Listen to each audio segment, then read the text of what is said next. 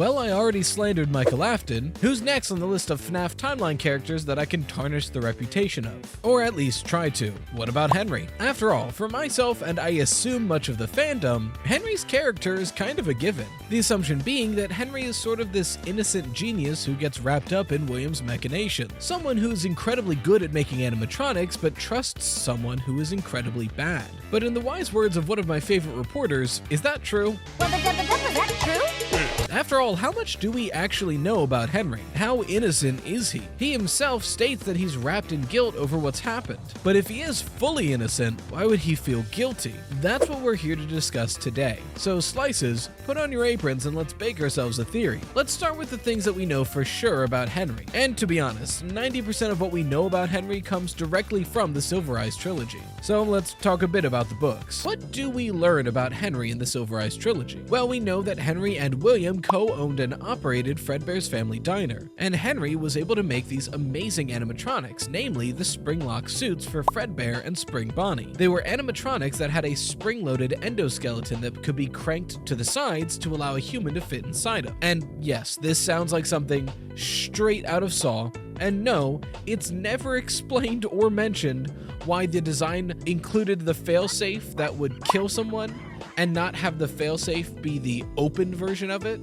The failsafe is the closed version, so if it fails, you die. It's just a terrible design inherently. But these early Fredbear years are what are seen as the good times. But as the book implies, due to some weird jealousy, obsession, hatred, nonsense that William had about Henry, he lashed out, kidnapping and killing Henry's daughter, Charlotte Emily. Henry doesn't know who did it, but it does send him down a spiral of grief. In response, buying a doll and crying and obsessing over it as if it were Charlotte. And after he's gone insane, he begins to build a new Charlotte. Henry begins to make 4 robots of different stages of her life. One as a toddler, one as a child, a teenager, and one as an adult. The idea would be to make them able to eat, drink, have some semblance of blood if they got hurt, and finish it off with an illusion disc so they look lifelike. And then he could have Charlie as a toddler and eventually shift to the child Charlie, then shift to the teenager, and finally the adult. So she could grow up. But by the time he's making the 4th one, it really sets into him how bad and insane this plan is, and he anguishes and agonizes while building the last one, eventually forfeiting and just giving up. While the Charlie animatronic is a toddler and child, Henry and William then open Freddy Fazbear's Pizza. And during this time, life is as normal as it can be for Henry and Charlie, until once again, tragedy strikes. William leads 5 children into a back room using a spring-lock suit and kills them, stuffing their bodies into the Freddy's animatronics. This closes the Freddy Fazbear's Pizza and results in a town-wide tragedy. And since William fled, Henry is the primary suspect. However, the police let him go when they realize that Henry just isn't capable of doing this. But at the end of all of this, Charlotte's death, the madness of making the Charlie replicas, the missing child incident being blamed for that tragedy, and realizing that William was the one behind— that was fast. I got all of this from that 10 minutes of brushing him. You got down. Do you want back up? I see. You're just done with the brush. Okay. He just wants pets now. And after realizing that William Afton was the one behind the majority of these events, Henry loses the will to continue. And he creates a robot specifically to kill him. As he's doing this, he leaves a note for his sister to come by the house and burn it to the ground. And further, to put a bullet into anything that crawls out of the rubble. He wants her to burn this all away and forget it ever existed. But his sister, knowing that the Charlie bots exist and are robots, instead come to retrieve Charlie from the house after Henry has died, and lets the police to clean up the mess. And that is literally it. As far as Henry's involvement in the books go, even though he's instrumental for a lot of it to happen, all the details we get about Henry are for years prior to the actual events of the books. We get very little direct information about the guy. He just remains this long-forgotten mystery. But that's the Silver Eyes trilogy. What do the actual FNAF games tell us about Henry Emily? Well, magically, somehow even less information. What I just stated before is just straight up things that happened in the books with no speculation on top. Moving into the video game territory, we're going to get a lot more speculative. So I'll be quoting real evidence that happens in the game, but I'll be speculating off of it. Because to be honest, as far as confirmed information about Henry Emily from the games go, there's 2 speeches. No context for them, we just get the word. And even then, technically, it's not confirmed that Henry said said them. Let's get into it. The game that gives us the most, or realistically, any information about Henry Emily is Freddy Fazbear Pizzeria Simulator, or FNAF 6. Now, I know that some people argue that this guy at a desk from FNAF World Update 2 is Henry Emily. That's speculative at best. At best, that is a speculation, so we're going to leave that on the cutting room floor. So let's focus on Freddy Fazbear Pizzeria Simulator. And of course, even though this is the main game where we get information about Henry Emily in, it's still incredibly cryptic. To the point, like I mentioned, it's technically not even confirmed that this is Henry Emily. Don't get me wrong, it is like 99.99999% likely. After all, the things he does and the role he takes makes a lot of sense for Henry Emily's character. He's the father to a girl that was killed separately by William Afton, which is most likely Charlotte Emily, and one of the audio logs that Henry is leaving behind in these games is titled HRY223, Henry 2023. And not to mention, it was semi-confirmed in an interview with one of the voice actors. Now, granted, this wasn't condoned or under Scott's blessing. It was not meant to be confirmed if it was being confirmed, but it is worth noting. Keep in mind, even though we are 99.9% sure that this is Henry Emily, it's not technically confirmed to be Henry Emily. Then again, nothing in FNAF is technically confirmed. The main information we get about Henry are his musings and ramblings about what he's done in the lead up to this game, notably the ones we get in the completion and insanity ending. A lot of the quotes are just ramblings about dread and self-pity and finally getting what people deserve. Some of them are especially apt. The first one, "It's only now that I understand the depth of the depravity of this creature, this monster that I unwillingly helped to create." lets us in on Henry's knowledge of the situation. It implies that although at this point in the timeline Henry knows what William has done, that wasn't always the case. Notably, this doesn't imply that Henry had no knowledge of what William had done. The quote says, "It is now that I understand the depth of his depravity," which implies that Henry had some knowledge that William did something, but he didn't understand how far it went. And as far as the "I unwillingly helped to create" bit, we'll focus on that in the next quote. To wit, "Small souls trapped in prisons of my making, now set to new purpose, and used in ways I never thought imaginable."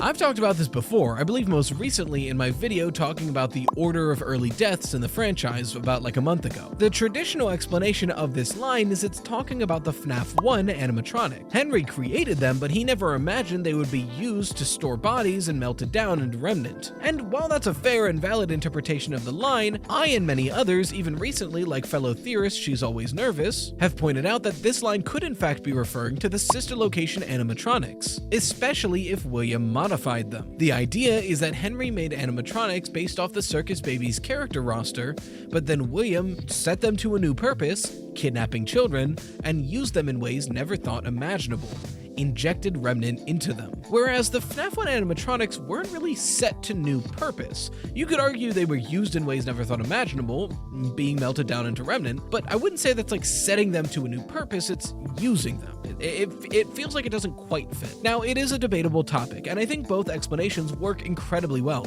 In fact, both explanations could be right. But I do want to point out that I don't think this line excludes the sister location animatronics. He then moves on to what a lot of people assume is a reference to Follow Me. Quote, "He lured them all back to a familiar place, back with familiar tricks. He brought them all together." And he then continues with, "He set some kind of trap. I don't know what it was, but he led them there again. He overpowered them again, and he robbed them of the only thing that they had again." Yeah, this feels like a pretty open and shut reference to Follow Me to me. The minigames that show William luring the animatronics into the same backroom he killed them in, but this time to take them apart and presumably take parts from them. Whether or not this confirms something like Molten MCI is very debatable, but this does pretty nearly confirm that the Missing Child Incident kids were actively possessing the original Freddy's animatronics. And it does imply that William wasn't just disassembling them, but taking something from them. Possibly Remnant to do Molten MCI, maybe? But again, Follow Me is a pretty direct reference here. And finally, a line that's caused a bit of a debate, quote, "A wound first inflicted on me, but then one that I let bleed out to cause all of this."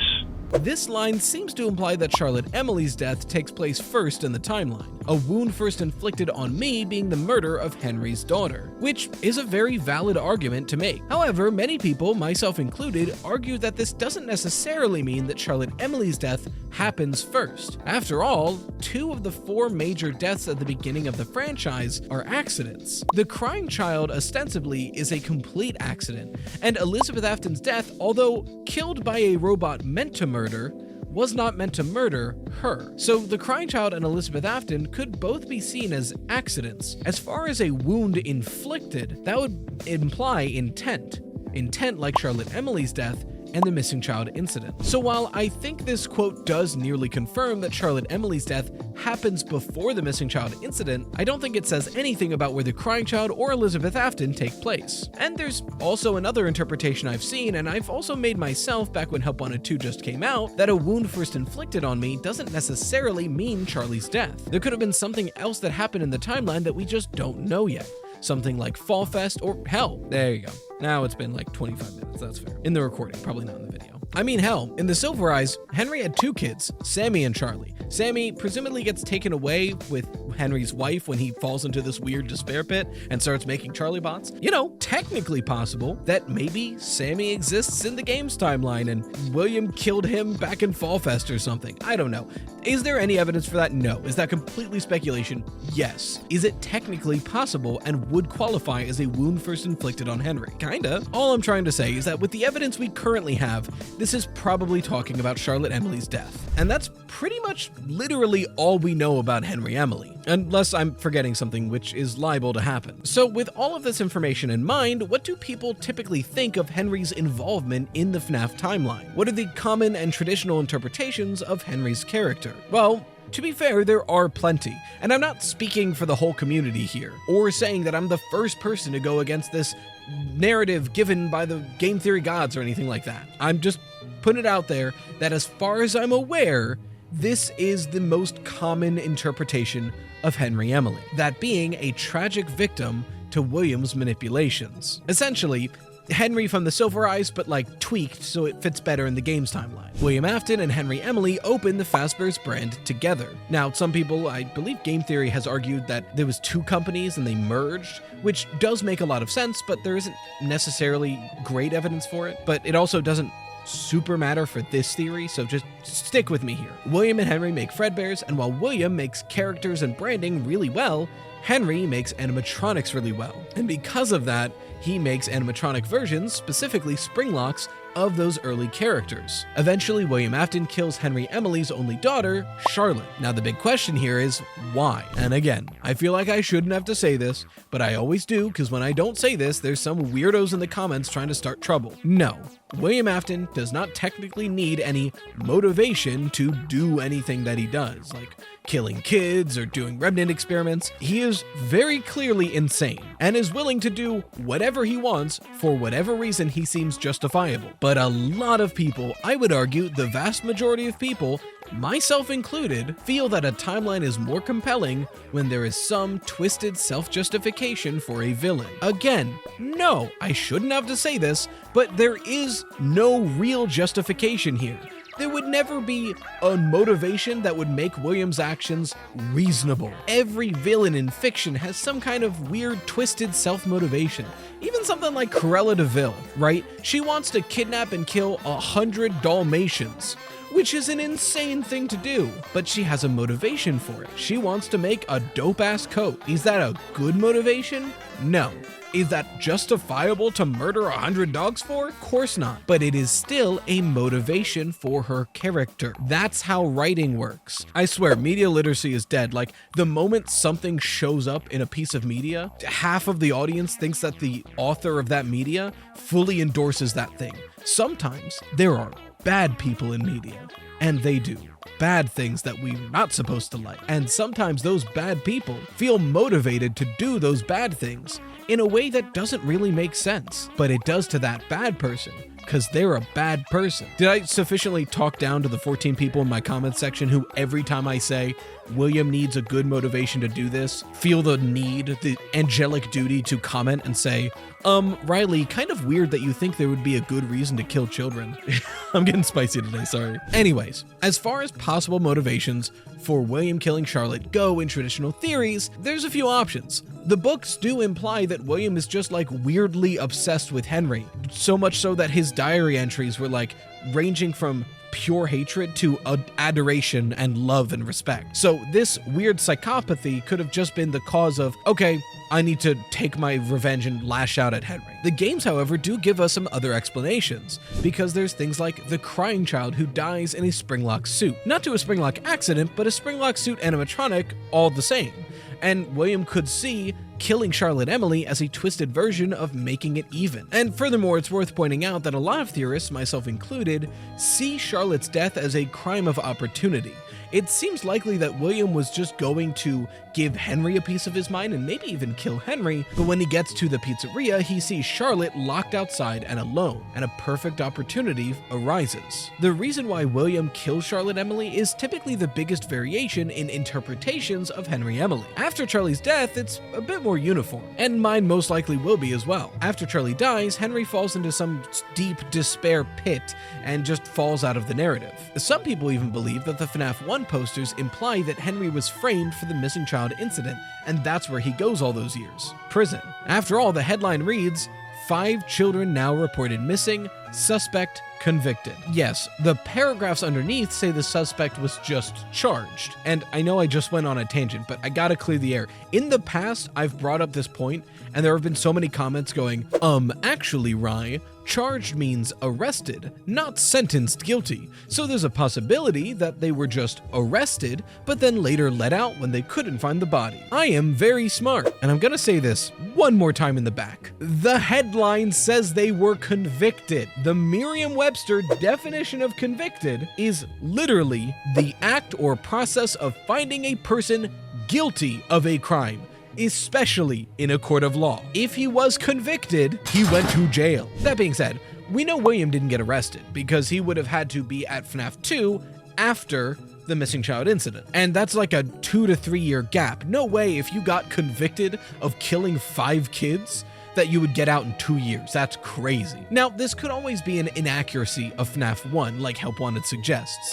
Help Wanted brings up the point that some of the earlier FNAF games might be slightly inaccurate because they were made by an indie dev trying to cover up the truth. And FNAF 1 is the very first Five Nights at Freddy's game, so any game is going to be slightly inaccurate, like one word being wrong, it's probably FNAF 1. But there's a very real possibility that it's not an inaccuracy, but instead, Henry was framed for the missing child incident by William to get him out of the picture. Not to mention, it parallels with the Silver Eyes. Sure, Henry doesn't go to prison in the Silver Eyes, but after William flees, Henry is the primary suspect and is brought in for questioning. Again, they let Henry out because they know he couldn't do this, but it's worth noting that that would line up with the books. All this to say, Henry disappears for a long time, and then sometime after FNAF 3, hears about FNAF 3, goes and investigates William Afton, finds out all the weird shit William Afton did, and does FNAF 6. Then he dies forever and hopefully never comes back like the rest of them should. So that's the most common interpretation I've seen of Henry Emily, and I think that's completely valid. Honestly, I pretty much believe the same thing up until this theory. So what do I think now? Well, it kind of spurred after I was thinking about how Henry reacts to Charlotte's death in the books and in the games. In the Silver Eye specifically, sure, Henry falls into this grief and madness, but he does try to do something about it. He doesn't just accept that Charlie's dead. In fact, he never accepts that Charlotte died. Instead, he tries to recreate Charlotte. And not for nothing, but in doing so leads to the creation of Circus Baby, because if you haven't read the Silver Eyes, the 4th unfinished robot is eventually turned into Circus Baby by William Afton. But in the face of abject loss, Henry creates. It's one of his better traits. And this trait is reflected in the games. When he hears about the tragic accident that leads to the death of the crying child, he creates the security puppet, something to keep an eye on the kids to make sure that something like this can never happen again. When he hears about what happens at FNAF 3 and learns about William Afton, he creates the pizzeria simulator, finally end it all. So what does Henry Emily create after his daughter is murdered? The only thing I could think of in the games would be the toys, but that doesn't quite make sense. The toys make more sense as a reaction to the missing child incident, not to mention the time gap. Those animatronics aren't made until FNAF 2. And I don't think that Henry made Charlie robots in the game. But what if he did make something? What if Henry isn't just a tragic victim, but an unknowing accomplice? Let's pop our mixture into the oven and see what kind of theory rises. After the tragic loss of the crying child, William is scrambling for ways to make good on his promise. He told the crying child he would put him back together again, and before long, like we learn in Alone Together is possible, he starts to have dreams and nightmares about the crying child, almost as if the crying child himself is affecting William's dreams, possibly even getting those "it's me" hallucinations that Michael suffers from later in life. Maybe ghosts are real, William thinks. And if so, possession might be real by proxy. He would need some never-before-seen technology to test this hypothesis. He might even try to recreate the crying child's death to experiment with fresh aftermath. And sure, he'd been studying how to create animatronics while working with Henry, but he was nowhere near Henry's level. Henry Emily has raw talent that William just cannot match yet. If he wanted to do this, he would need Henry's help. But why would Henry help him? Henry was too good, too pure. He would never help William to create something like this, especially if these experiments would be conducted on live children. Henry would need solid motivation, or even a vested interest. Henry might be more willing to do this if he also had a child he needed to bring back. Then, one fateful night when Charlotte Emily is locked outside all alone, William secretly arrives at the restaurant and kills her. Her body is found on the street, but there are no witnesses or evidence to point to anyone. It's ruled as a tragic random killing and the world moves on, but Henry can't. William, having lost a child of his own, is like a rock to Henry in these times. Henry believes their bond grows much stronger during this period, but William knows he's only out for one thing. After enough time passes, William starts to plant seeds of doubt in Henry's mind, passing comments. Sometimes it's like I can still hear him, and not in that sappy sense, really hear him. If only there was some way to bring them back. And after long enough, I mean, sure, I had an idea, but it would be a long shot. William pitches to Henry that if they can learn how to help a soul possess an animatronic, all they would need to do is make an animatronic lifelike enough to look like their children, then guide their children's souls into those animatronics, and boom, they brought their children back to life. He would assure Henry that obviously we wouldn't be experimenting on real living children or anything like that, but if we could recreate the circumstances of our children's death, then maybe we could learn better about how they're still with us. Hesitantly, but desperate to see Charlotte again, Henry Emily agrees to help build the Funtime animatronics. Now, notably, just the Funtime animatronics. At this point, they don't know what Remnant is and would feel no need to build the Scooper. The idea was to make an animatronic group of characters that could recreate the circumstances of their children's death. And as far as Henry is aware, it would just be the circumstances to see if something about this method is what allows the crying child to remain as a spirit somewhere, or maybe even draw that spirit closer to the realm of the living. But then, something goes horribly wrong, and Elizabeth Afton is left alone with Circus Baby. After her death, Henry fully realizes what William convinced him to create. It may have been William's intent, but the blood was on both of their hands. William was worried Henry would turn tail, run and tell the cops. Sure, Henry would go to prison too, but he knew all Henry had to lose was gone. If he could take down William, he'd be willing to do it. William needed to make sure that Henry's word meant squat. So, William killed 5 kids at Freddy Fazbear's Pizza, committing the missing child incident and framing it on Henry Emily, getting him convicted. And with Henry out of the way, William is free to do anything he wants. And even if somehow Henry got out on good behavior too quickly, he would make sure the next iteration of Freddy's had state-of-the-art animatronics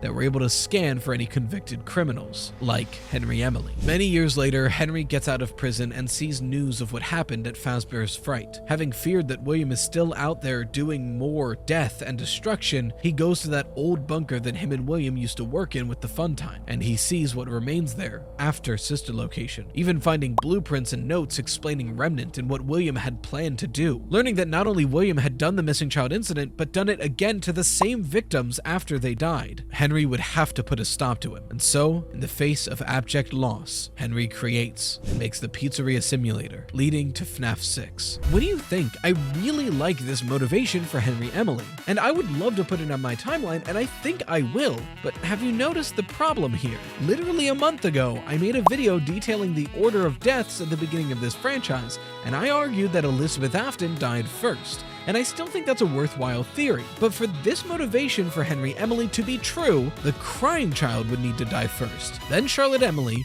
then Elizabeth, and then the missing child incident. That's a fine order and something I see often, but it's different from what we've already established so far in the timeline. So I'm gonna have to make a decision. Do I like Elizabeth first more, or do I like this motivation for Henry more? Either way, I do still think the animatronics were based off of felt suit characters from Fall Fest, so that'll stay. I don't know, what do you think? What motivations do you think Henry had, or even what motivation do you think William had to kill Charlotte Emily? I'd love to hear your thoughts. In the meantime, if you want a more general look on the timeline, last week I made a video talking about the order of games they're in, and it covers pretty much this exact same stretch of time, but from a different point of view. If you want your fan art featured on the channel, make sure you use #RightTart. A huge shout out to the best channel members, the Dough Risers, and until next time, as always, stay toasty, slices.